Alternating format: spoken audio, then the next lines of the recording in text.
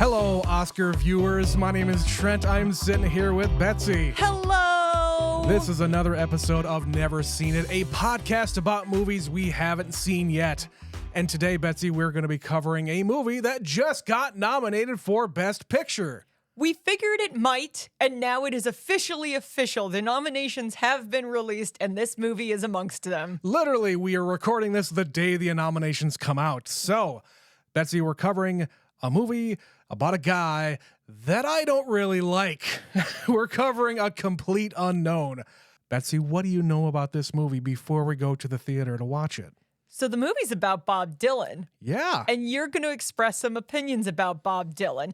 And I don't really know the scope to which we're covering because this is a biopic. It's always kind of a crapshoot. Are we doing their entire life story? Are we doing like a moment in their life? From what I can tell, it's from his early rise in New York City, at least through the time he went electric, and there's a big backlash about it. If it expands beyond that, I have no idea. But it is about Bob Dylan. It's about the folk scene in the 1960s. Timothy Chalamet is in it. And That's kind of it. It's one of these movies that's a little bit on the surface when you see it advertised. It is another biopic. It doesn't look like anything. It's another one of those biopics. There is a formula to this entire thing. So I don't know what is going to be unique about it that is going to merit it being nominated for Best Picture. So that's about the movie, okay? That's the positive stuff. That's the stuff that I know about too. It is another one of these biopics about a famous musician or band. But the man himself, Betsy, before we actually go into the movie, after we watch the movie, I'm sure we're going to talk about the stuff that we know about the music and everything else. But Bob Dylan, I have an issue with Bob Dylan. Not the man. I don't know anything about the man, but it's the music and his fans. Specifically, the people who will talk your ear off about Bob Dylan and how much Bob Dylan means to them, and you just don't understand Bob Dylan. He is definitely an acquired taste. He is not somebody who is a good singer. He's more a gifted songwriter than he is a singer, and not everybody's into it. There's probably something, at least one of his songs that you could say is tolerable, but I'd be willing to bet you're not going to get down with the majority of his music. Yeah, and again, this is not about me hating the Bob Dylan music. It is what it is. I don't care. It's Americana, folk music. That's all well and fine. But what I don't like is the fervor around the man and why he deserves to have a fucking biopic based on him and his life. Yeah, you've been very much in the last few weeks dreading this day because I know it's going to happen. You're like, I know it's probably inevitable because it's been getting nominated and that's the way the winds are blowing. Yeah, and honestly, I fully believe that this is just going to be a big old Bob Dylan jerk-off session that everybody is just going to be saying, oh my God, I cannot believe how good of a person you are, how good of a songwriter you are, and everything else like that.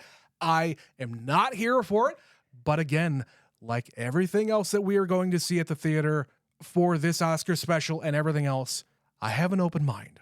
I'm not going to say, hey, it's a shitty movie because it's about Bob Dylan. No, absolutely not. But I just have mainly a problem with the people who love the man and love his music and will defend it until their dying breath. But frankly, you're probably going to learn something today about the man himself. Totally. And I'm fully game to have an open mind here and come back and talk about the movie itself. If there are more complaints that I come up with during the course of the movie, I'll talk about it after we come back from seeing A Complete Unknown. We'll be right back.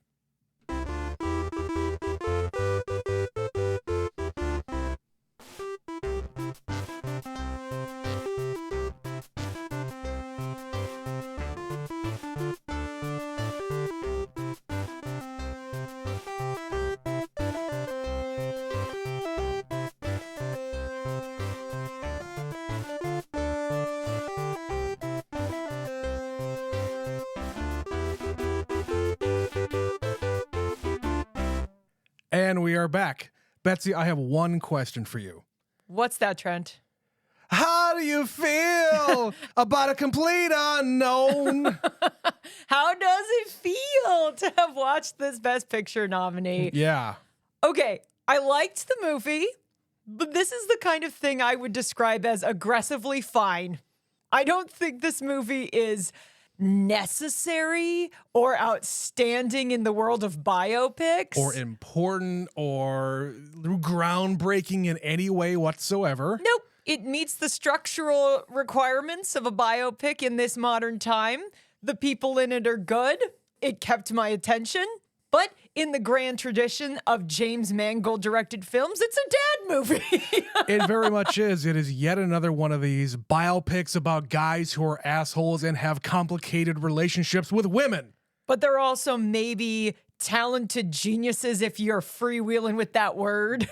Or like the trope of you being a tortured artist and no one understands me, and it's about the art and the music and doesn't matter what everybody else thinks, man. And again, that's not what this thing is, but overall, I like the movie, okay? I came out of the theater, I was feeling okay.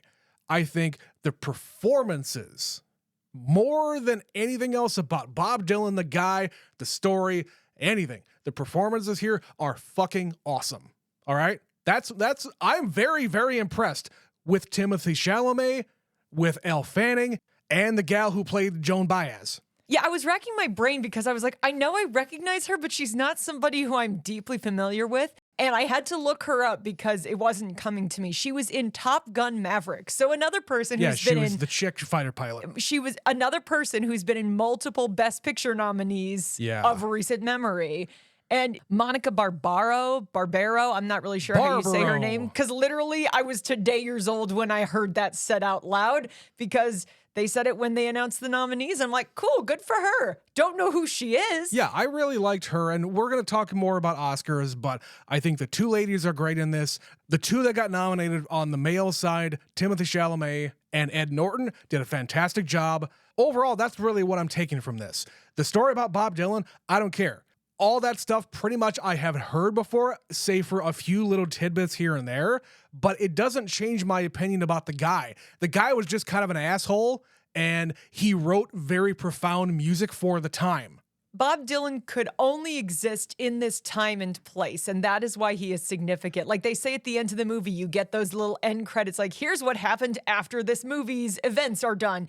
And he is the only singer-songwriter to ever be given a Nobel Prize for Literature. And of course, they managed to sneak in at the end. He did not attend the ceremony because he's a guy who doesn't care about awards and fame and stuff like that. It's about the art, man. It's about the art. Yeah, that's what I was saying, but I don't even think I'm getting that from him at all. I mean, he's just this guy who's aloof and doesn't really play well with others. In this movie in this movie specifically? Well, in what they're talking about here.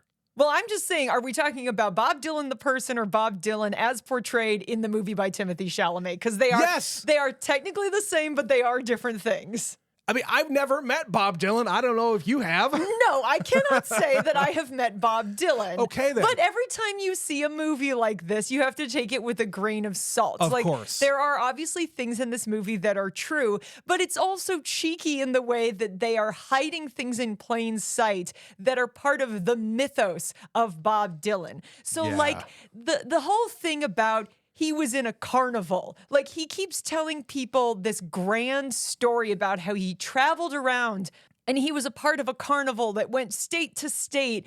And nobody really believes his bullshit, but I feel like it's part of his aura. Like, where did this mystery man come from?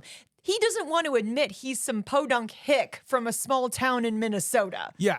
Not named Bob Dylan, by the way. No, I was saying before we started, I was like, I'm pretty sure his name is Robert Zimmerman. And I was correct. They used that name in this movie. Yep. And yeah, he grew up outside of Minneapolis. He is a Midwest boy. Like, if you go to Minneapolis, near the First Ave venue, legendary venue known for Prince more, but nearby, there is a giant mural of Bob Dylan's face. We've seen it. We have seen it in the flesh because That's where he's from. We've Minneapolis. also been to First Ave a lot of times. Minneapolis claims Bob Dylan, though. But it's not the only place he lived. He lived in South Dakota for a while. Like, they've talked about, he did travel around and kind of bebop trying to figure out what to do. Yeah. But it was so short-lived, it's not really significant Yeah, to the kid history. was fucking 20 when he went to New York 19. City. He was 19. Fine, whatever. You are this little shithead who doesn't know anything. You have no money to your name, and you start using people all around you to try to get your name out there, to try to get your music out there.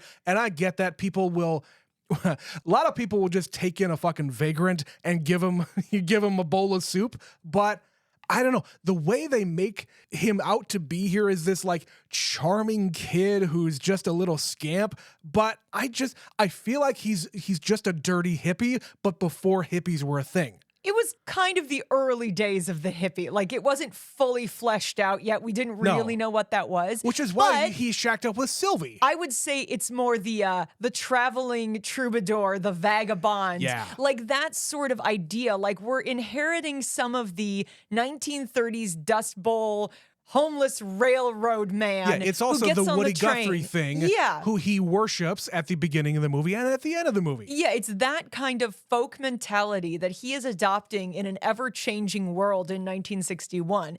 And they do an interesting thing where they're using Pete Seeger in the movie as the old voice. He is the living version of that because Woody Guthrie is now incapacitated and unable to be that voice. Right, okay. So now, I have a question, though, about that. Well, hold on. So now they're trying to modernize what they were doing in this time of upheaval, civil rights and war and They're trying the to take- Cuban Missile Crisis, and people are being assassinated. Right. They're trying to take whatever the feeling of the old folk ways of acting and singing and feeling, Protesting. and putting it into the 1960s in a period of upheaval, like you said.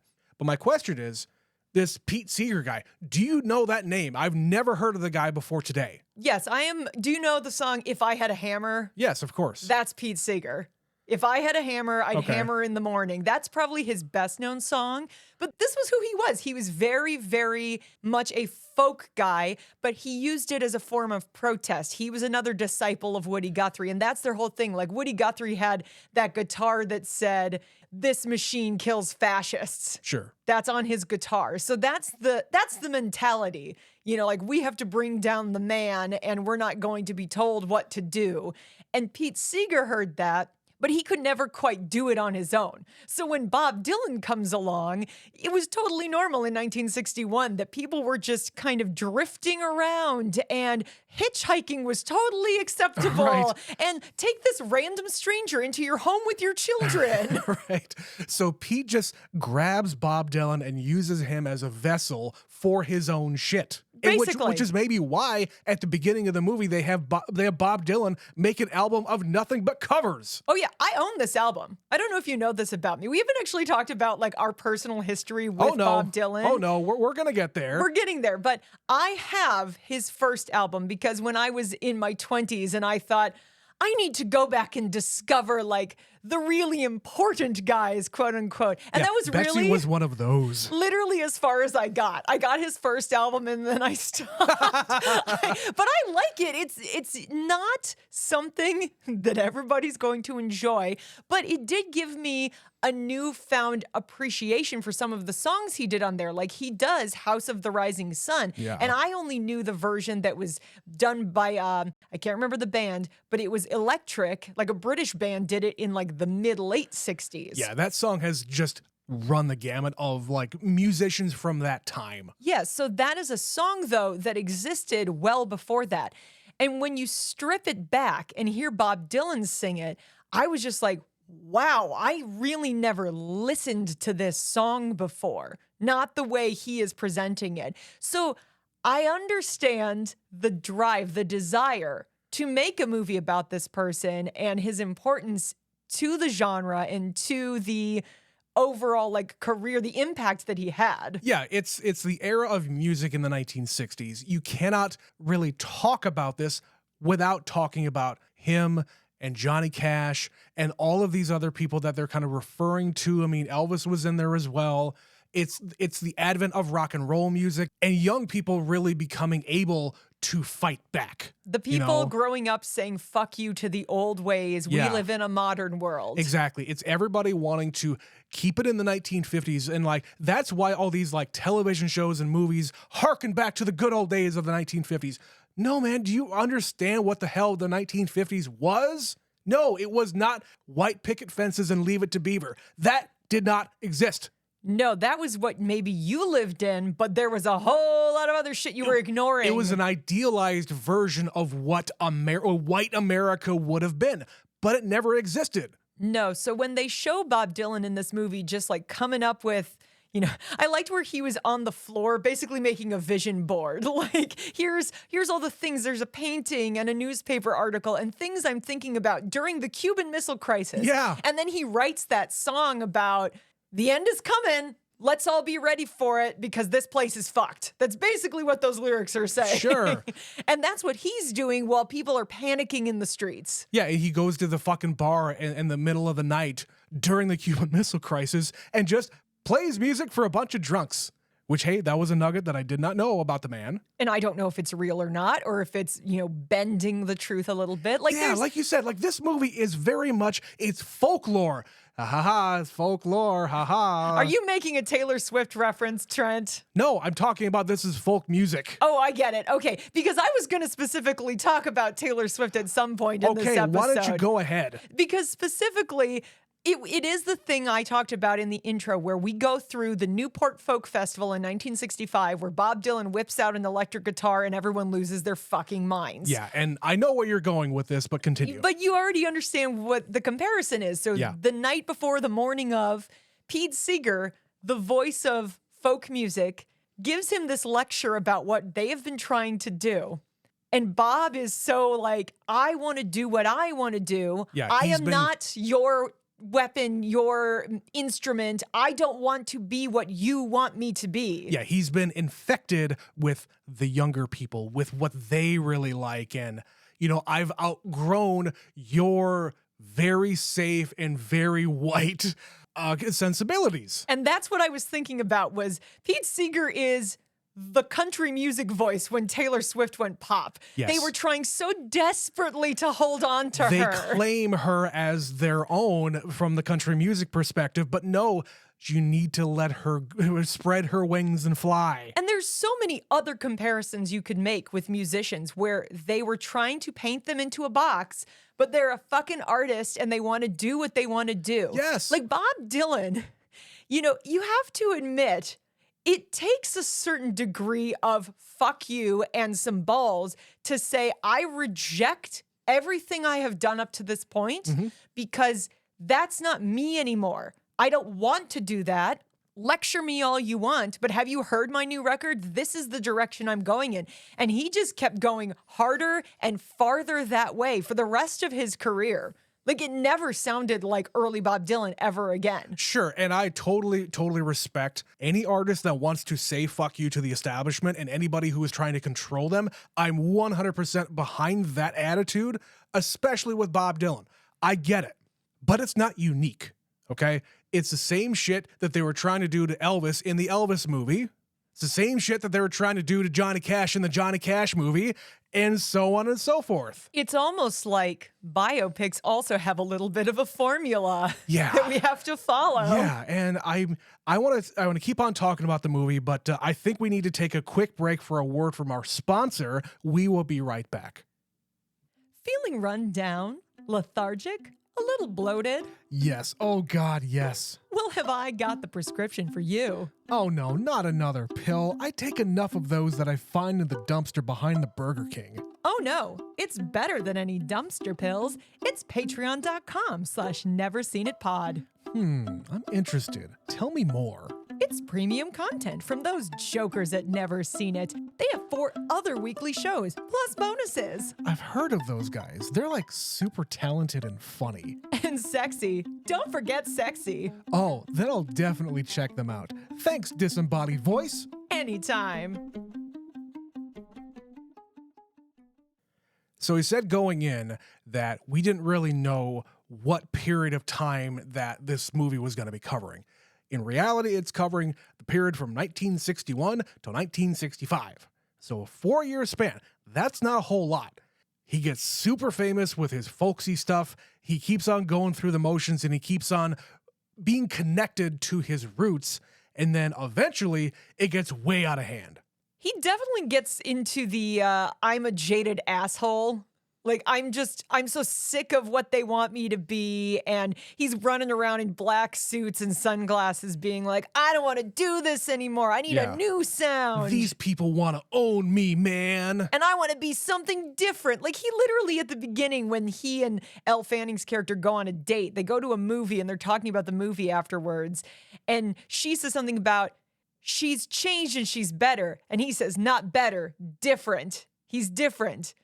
Or she's different in the movie. And of course, that's what happens to him.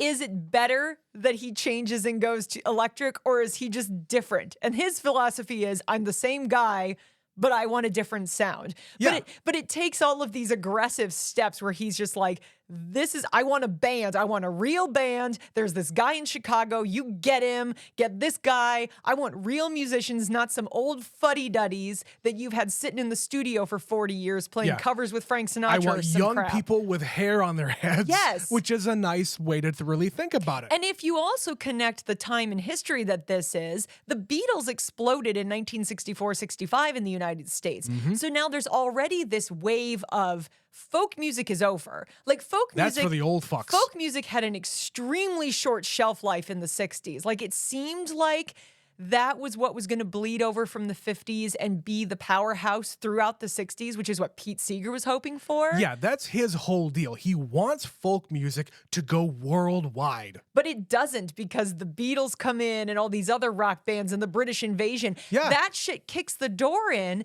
And if Bob Dylan hadn't done what he did and adapted, we might not be talking about Bob Dylan anymore. 100%. If he had just gone the route of, I'm going to be a folk singer for my entire life, it's not to say he wouldn't have been prolific. It's not to say he wouldn't still be famous this many years later. People like Joan Baez are still famous. Pete Seeger was famous until he died. Peter, Paul, and Mary, they've been touring forever, and they're slowly, which members are left are still touring. Right.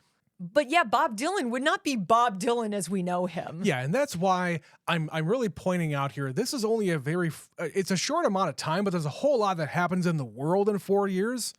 Not only in the world of music and, pop culture, but the world in general. So when we cover movies like this that occur during times in, American history or world history that are quite important, we have to put our star, in this case, Bob Dylan, we have to put him in time and where he is in the world when all of these different events are happening. We already mentioned the Cuban Missile Crisis. They go through the JFK assassination. The March on Washington. The March on Washington, exactly. Where Bob Dylan is there, it's kind of the opposite of the Forrest Gump thing where they insert Forrest Gump into these events, but Bob Dylan was really there. Which I assume is real, but I didn't know that until today. Makes sense. But you also don't really get Bob Dylan saying anything that is of any kind of importance about these subjects. He's not talking about politics. He's not talking about civil rights. No, he's just there. Take a stance on anything. Nothing. It's extremely internal. Like the whole first part of the movie, I could barely understand what he was saying because he's just like muttering his way through life. Yeah, he's Bob Dylan. He's Bob Dylan. And then as things are happening around him and he starts to get famous, that's when he starts to get a lot more vocal. By the end of the movie, he is just like, okay, I have sat quietly long enough and I'm going to at least make a stance with my music as far as that is concerned. He's not out there saying, I refuse to play, I protest this because X, Y, and Z, which is what Pete Seeger is doing. Pete Seeger is out there, leading civil rights movements and things like that, like being really involved in getting protests together. Yeah, and he was also with Sylvie, who was a part of the fucking freedom rides and shit like that back in the day. She was doing something with this. She was the artsy fartsy kind of gal.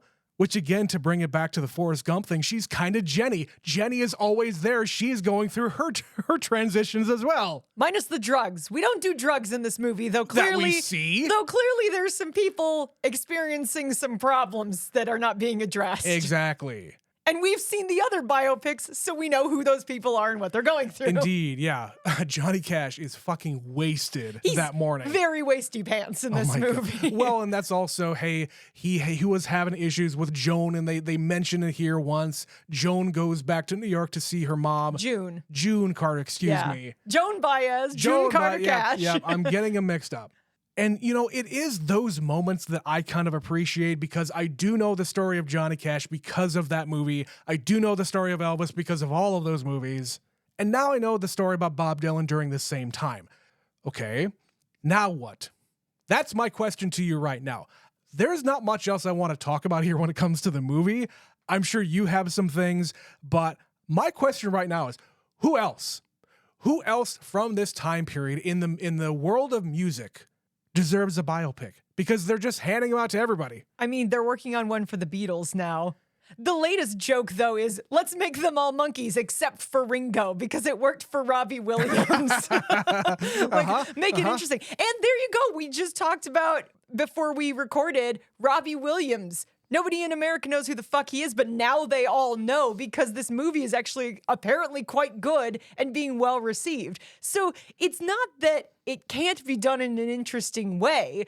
There just has to be a point to it. And this one, A Complete Unknown, not a bad movie. It's a good movie. It is a good movie. It is well made, and the director here, he's been behind some real big bangers, and I'm very impressed with his work. Movies your dad loves. That's what I'm saying. Yeah. And I mentioned it briefly. There's a lot of things, if you know a little bit about Bob Dylan, if you've read about him, if you've heard people talk about him, if you've seen documentaries, that they are hiding in plain sight throughout this movie. So like I knew he went on a pilgrimage to meet Woody Guthrie. That was extremely important to him as a 19-year-old. Yeah, he heard that he was sick and he found out where he was. He was literally asking around, where is this hospital? Then there's other things like when he's recording like a Rolling Stone and the guy shows up to be a guitar player and then ends up playing the organ instead. They did not plan on having an organ player in that song. And if you actually go and listen to the first recording of it, all of the organ keys are about a half a beat behind because he didn't know what the fuck he was doing. He was literally just like, I have got to play with Bob Dylan. Let me in there. Snuck his way in and just started playing. But Bob thought it was funny and he loved the sound and they let him stay. Also, if you know anything about Bob Dylan's music, and I don't know much, Bob Dylan's music is all over the place, much like that. The beats are all off. The tempo is all off. The way he's throwing his lyrics in there are in the wrong places as far as I'm concerned when it comes to music. It is uniquely Bob Dylan. Weird. It is uniquely Bob Dylan. I get it. It's okay. I don't hate his music. What I hate are the people who think that kind of music is just the best thing in the world. It's genius. No one else could compare. Okay, no. Well, I'll let you talk on that, but I have one more. And I mentioned to you this in the theater. Speaking of people who are like, his music is, it makes me feel things. In the end of the movie, when he's at Newport and they go electric, there is this little moment where Pete Seeger is trying to unplug it. He is trying to make them stop. And they cut to him looking at a box of like chords and then a whole bunch of axes. And then they move away from it. It's this little moment. Yeah, he's thinking about it. Causing violence. There is an urban legend that Pete Seeger was so incensed by Bob Dylan playing electric that he threatened to take an axe and chop open the box, like to make it stop, to cut the chords. It's bullshit. It's not real. But that is how iconic this evening is, that people have created this entire mythos around this event, that Pete Seeger was just so livid at how dare Bob Dylan do this? I must put a stop to it. The fact that they threw that in this movie, and if you haven't heard that story, it's not going to stick the same way as it does if you do.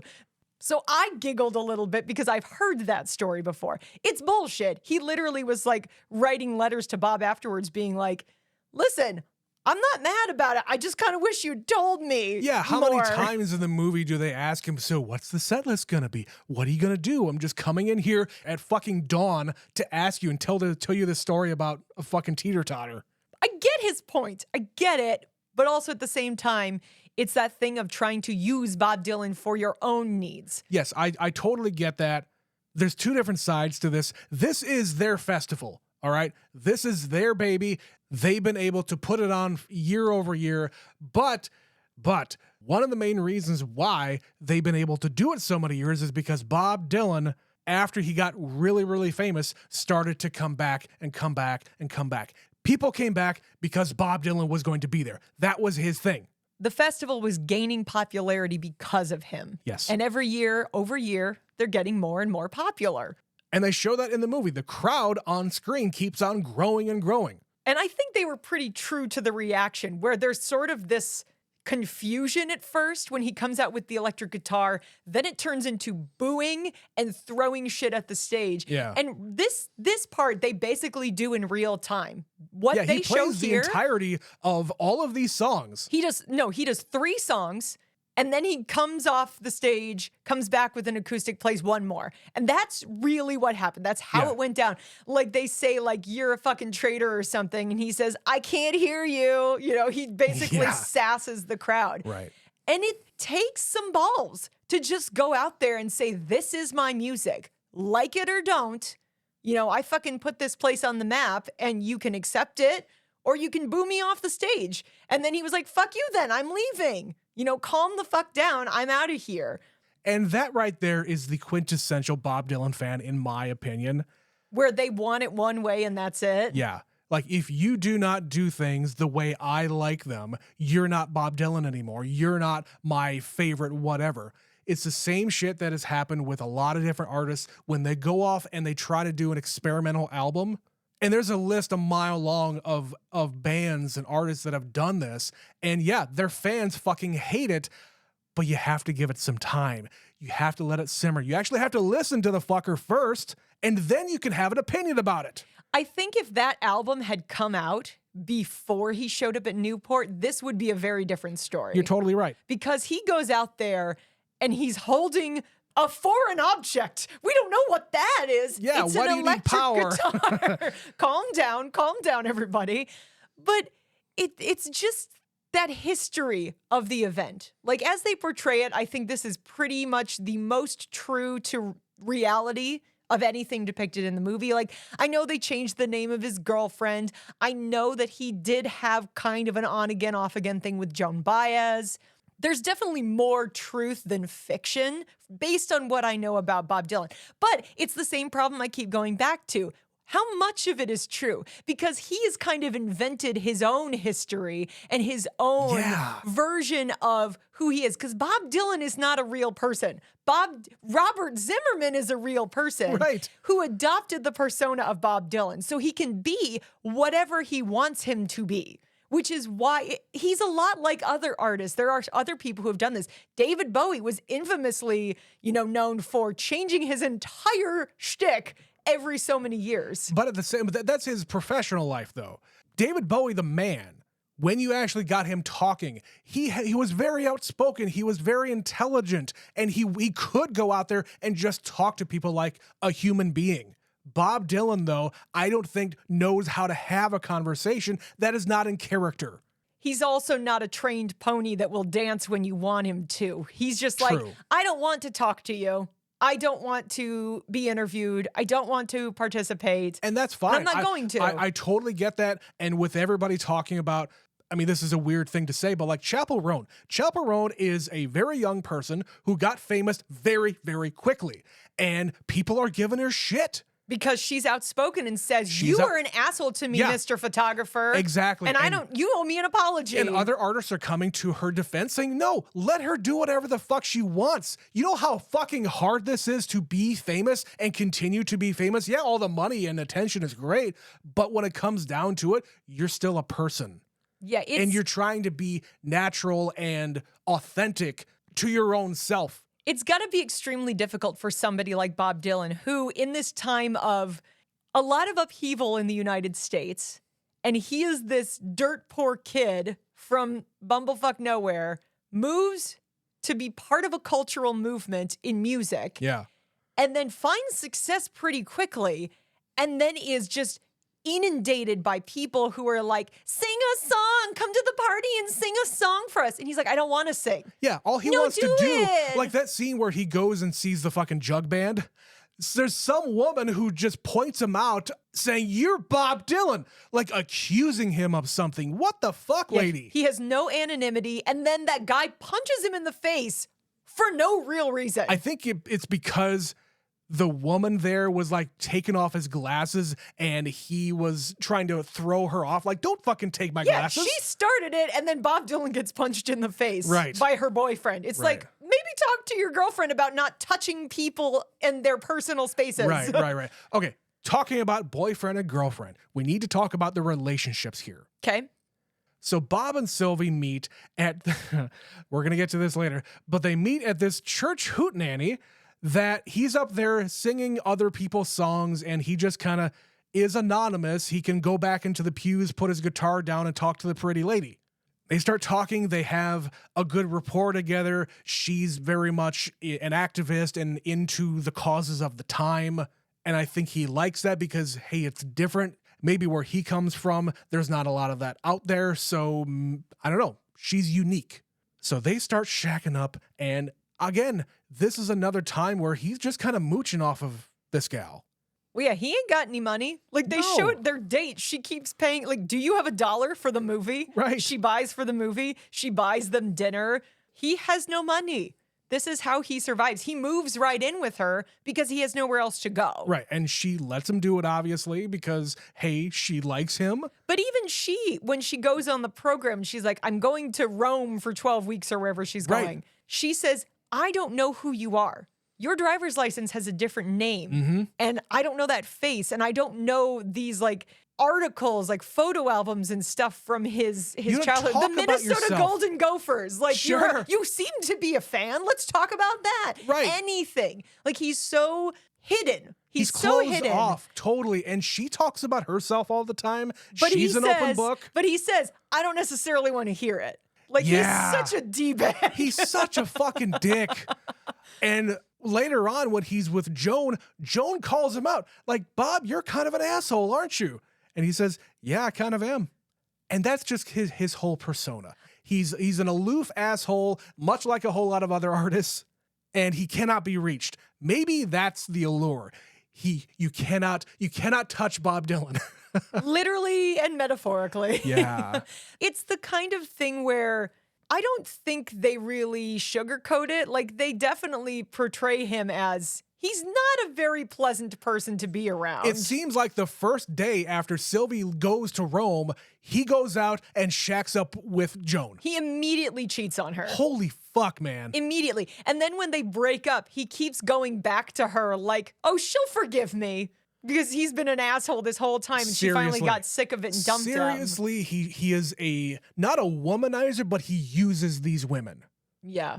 And then he finds some inspiration by them being around. Like, sometimes he draws inspiration from these Again, events. using them. Yeah. But the hero of the piece is not a good person. No. At no time in this movie would I say, oh yeah, this seems like a guy I would want to ever hang out with. No. Not ever. No. And again, I don't know anything about Bob Dylan the man. If he fell in love and has been married for 40 years, or he's been married 6 times because he's a difficult man to be married to. I don't know. All of it is beyond true. all of As this. far as I'm concerned, all of it is true. He's an asshole who is unlovable, but at the same time, he's had 15 wives. He's a prolific, for lack of a better word, he's a genius. Like, it's just there. That's the thing about Bob Dylan. So there's 2 things I want to talk about tangentially related to this movie, more about Bob Dylan, the person. Okay. There are 2 things, if you're interested in Bob Dylan, that I would recommend seeking out. There is a documentary that I think Martin Scorsese did in the early 2000s about Okay. Bob Dylan. All right. And I've seen it, I think, twice now because it's really, really good. And it talks like extensively with all these people who knew Bob Dylan. So I'm pretty sure, I don't know if Pete Seeger's in it, but I know that the guy who was playing the keyboards, the organ, excuse me, yeah. that guy's in it and tells that story from the first perspective. He says, this is how I ended up on this record. Joan Baez is in there, and she talks about how when they were together, Bob Dylan would sit at the typewriter, type something out, rip out the piece of paper, throw it to the side, and he'd never think about it again. This stuff was just flowing out of him, and he needed to get it out of his brain. And then he moved on. We talked about it when we watched A Real Pain. Kieran Culkin's character has those outbursts, and then he forgets entirely everything he said that was so profound to the person next to him. It could be completely brilliant, and it changes the life of the person he said it to, but then it means nothing to him because he forgets about it. That is Bob Dylan. Bob Dylan would write a song, and it's the most devastating, heartbreaking thing you've ever read, and he would just move on. But like Joan Baez took Love is a Four-Letter Word, which was written by Bob Dylan, and she made it a hit. And he literally forgot about this. And he saw her like 2 years later and was like, that's a really great song, man. I can't believe you wrote that. And she's like, hey, dummy, you wrote that. I did? Yeah, you fucking did. Yeah. Like literally, that's how his brain works. He's just an artist. He's just out there creating shit. Before you move on to the next one, though, I have one thing to say about the writing of the songs. He says in this movie, you know, people always ask me, where do all these songs come from? Like, just, well, how do you do it? Referring to when other artists ask that of him. And his response is, what they're really asking is, why didn't they think of those songs? Why didn't the song come to me instead? Yeah. That's what they're really asking. They're jealous. Absolutely. And a guy like this, semi-self-centered, tortured artist would, of course, think like that. It's also not an unfair question. Like, it's definitely an asshole thing to say, but also when it is so easy for you, when it's so easy that you don't even have to think twice about it. It's that fucking meme of Matt Damon in Good Will Hunting. It's like, you see this shit? This is fucking childish. Yeah, this is easy for you know how easy this is for me? Right. That's Bob Dylan, 100%. The second thing, there is another movie from 2007 called I'm Not There, which is basically taking this idea I'm talking about of the different iterations of Bob Dylan as like a vagabond and a storyteller and a rock icon. And there are 6 different actors and actresses portraying him. Yeah. So you've got like Richard Gere as a homeless guy on a train with a guitar. You've got Cate Blanchett as the Newport Folk Festival version where he goes electric. You've got Christian Bale is one of them. And it's really good. It's an interesting movie. So if you have interest in learning more about Bob Dylan and kind of the persona of the guy, that's more of an artistic interpretation of, let's take the idea of Bob Dylan and translate it to screen. And there were moments, let me tell you, it was really hard for me to watch this movie, A Complete Unknown, because I've seen Cate Blanchett in I'm Not There. And when they're dressed in the same fucking outfit with the same hair and the mannerisms, and she's doing this thing to her voice, it's a subtle thing, but I don't know if you noticed, he has long fingernails just on his right hand for picking the guitar. Oh, okay. Some people who play guitar do it that way. So it's really weird when you see their hands up close because they just have one hand with claws. Yeah. But the way he smokes his cigarette and the way she smokes her cigarette, you can tell these two both spent a lot of time watching footage of Bob Dylan around this time. Oh, yeah. They studied it to a T. The way he even sits when he's telling the story about the seesaw in the sand. And the crossed legs. The cross arms and legs. Again, Cate Blanchett. It's freaky how much these two actually captured Bob Dylan. Like, I don't think you have to spend a whole lot of time watching footage of the real man and then look at what these two did to acknowledge these are really good performances. Absolutely. And I think that's where I want to transition here to talk about Oscars.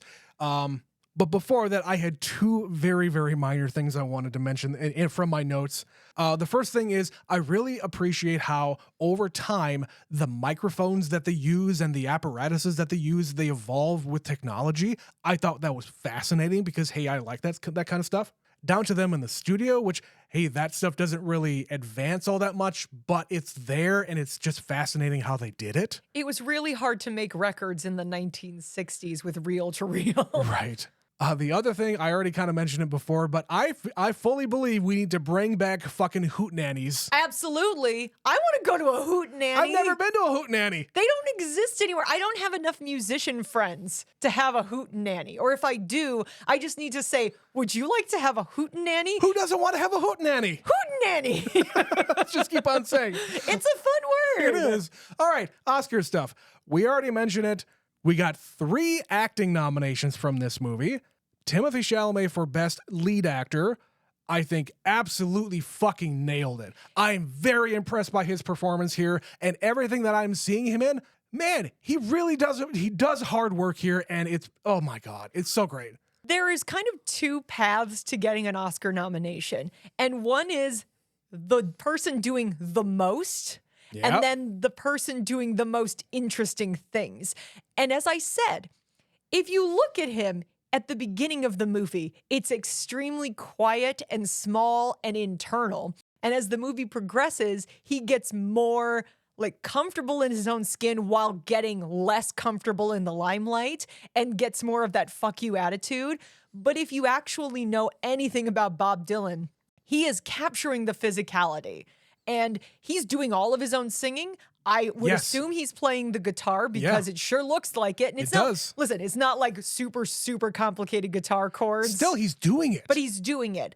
And we're recording this a few days before he's on Saturday Night Live. And he is also the musical guest. So I assume we're going to get to see this live. And I will be tuning in for that because now I'm curious. Well, when they announced that, I'm like, wait, does he actually do everything in the movie? He sure as shit does. Holy shit. So Again, I mean, besides the acting portion of it, the singing, the performing, him up on stage, all great. yeah. And the fun little nugget right now is if he wins for this, he would be the youngest actor to do it. And I pointed this out to you this morning. Yes. If he manages to win, he will beat Adrian Brody. He will unseat. He will unseat Adrian Brody as the youngest youngest male lead actor to win.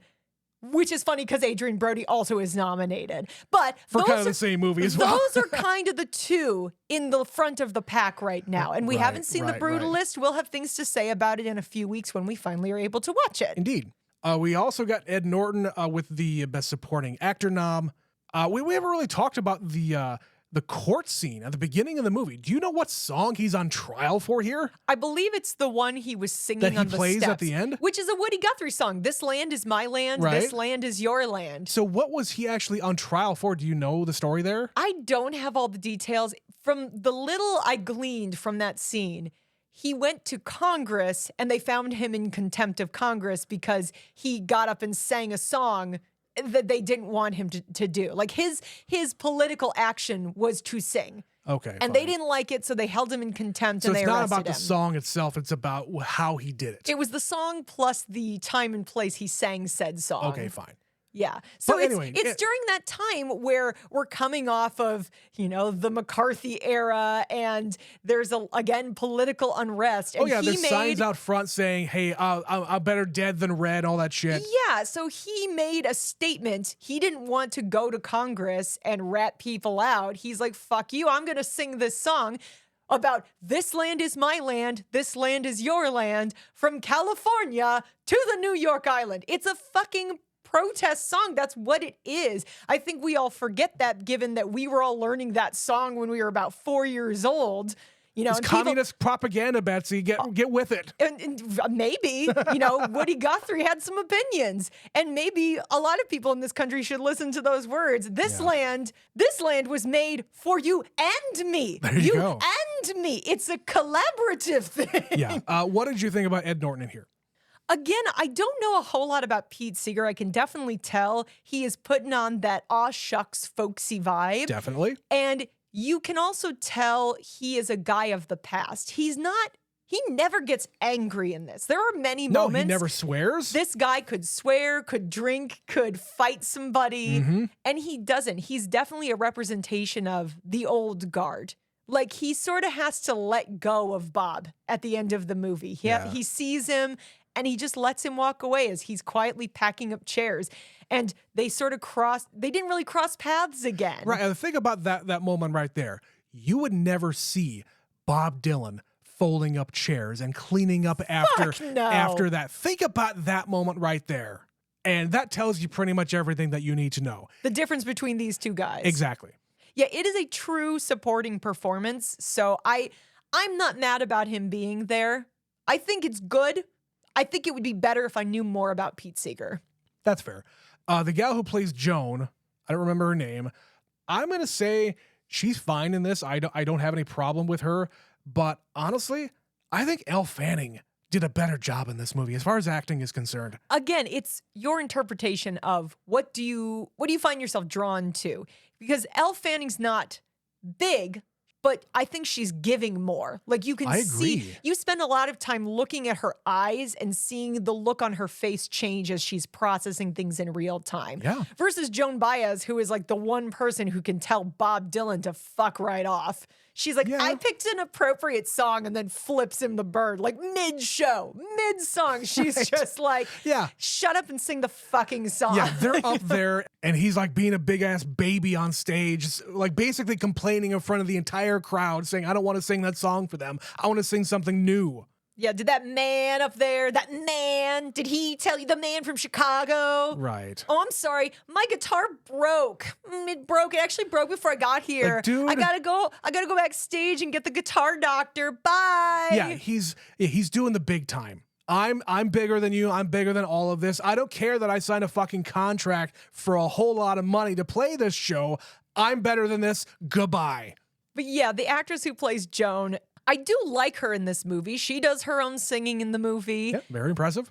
Ed Norton does his own singing. I get why they're nominated. They are true supporting players in this movie. Yeah. And they both deal with Bob Dylan in very different ways. Right. Some of the other nominees here, we got director James Mangold. We've already kind of talked about him. We've covered some of his movies in the past. We've seen a lot of them.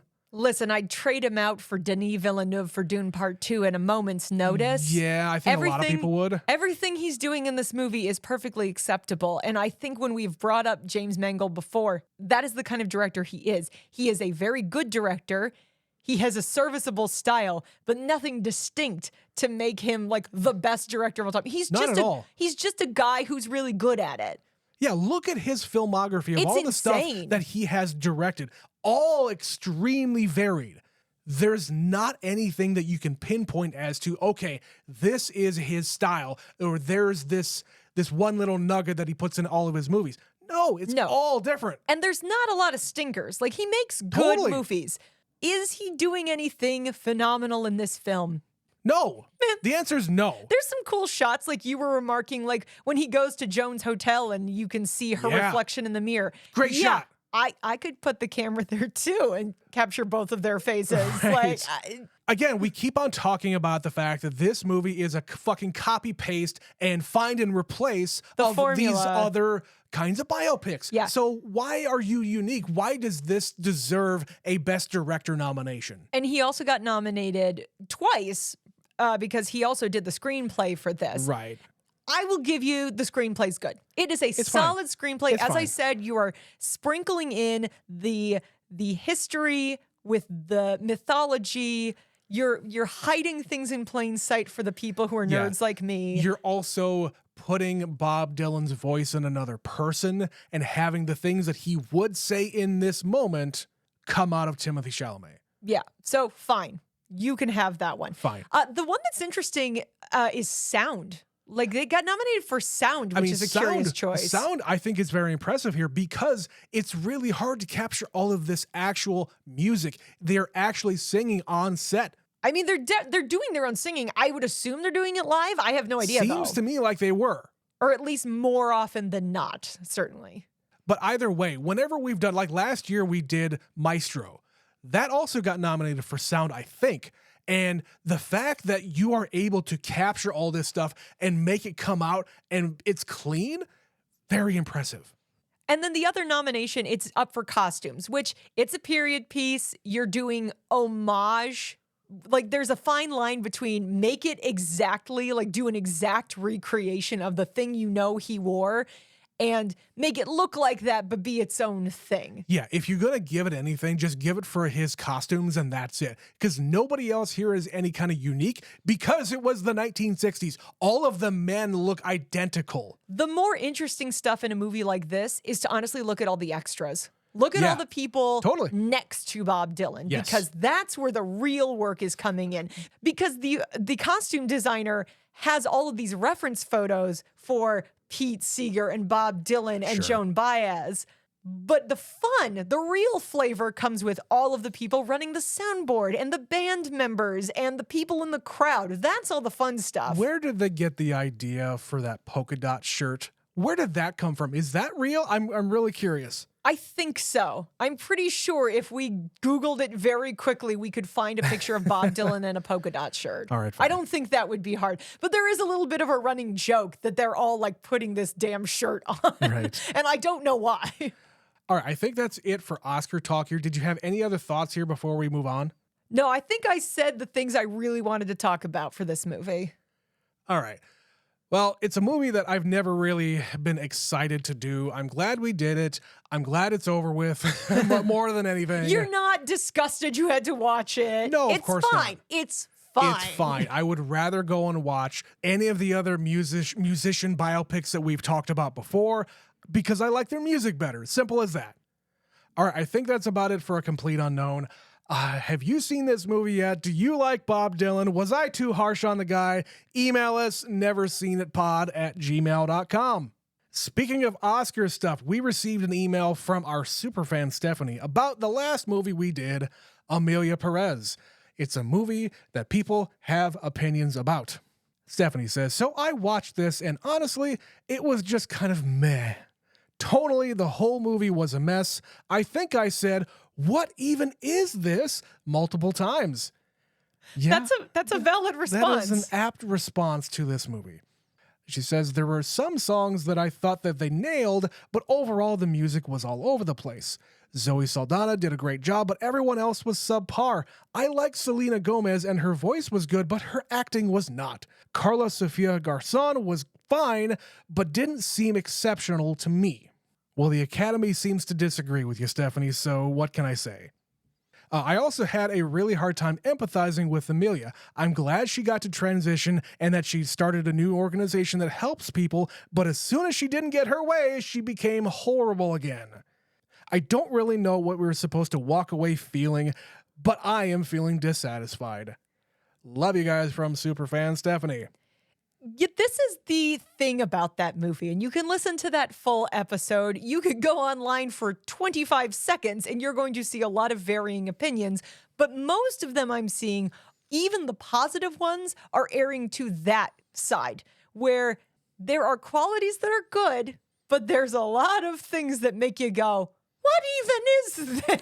Yeah, that's really what it is. I came out of that movie, and like now, over a week later since we've seen that movie, I'm befuddled over what are you trying to accomplish with this film. And yet I'm completely lost. And yet it has the most Academy Award nominations of any international film ever. A topic I'm sure we will revisit when we get to our Oscar special. Indeed. But until then, Betsy, we have 3 more movies that we have to cover here, but we have 4 weeks before our Oscar special. And we also live in South Dakota, where the 3 remaining movies, Yeah. some of which were a little bit of a surprise, I think, for the nominations. So we've still got Nickel Boys to do, we've still got The Brutalist, and I'm Still Here. All of which are not exactly showing in our local theater as of this recording. Yes, so that being said, the final 3 nominees that we're going to be covering are going to be the 3 weeks prior to Oscar Sunday. But Betsy, what are we going to do next week where we have an open slot? What could we possibly do as a compliment maybe to this movie and a whole bunch of other movies that we've talked about here? Literally, we were trying to figure out what to do in this scenario because we knew we would have anywhere from 2 to maybe 5 Best Picture nominees still to watch. Yeah. As it turns out, we have 4. Well, this is number 1, and we have 4 weeks and 3 movies. So we're going to watch the movie that is a send-up of all the things we just talked about. A movie I've never seen. A first-time watch for Trent. That's right. Next week, to shake things up while we're going through all these Oscar movies, we will be watching Walk Hard, the Dewey Cox Story. Hell yeah, we are. Because it's a stupid thing to do after watching A Complete Unknown. I got my way here. That was my idea. Betsy said yes, even though she didn't want to. I have begrudgingly agreed to kill the mood of Oscars to watch this ridiculous movie That's with you. right, goddammit. So come back next week. Until then, this has been Never Seen It. My name is Trent. My name is Betsy. We'll see you next week. Bye. Bye.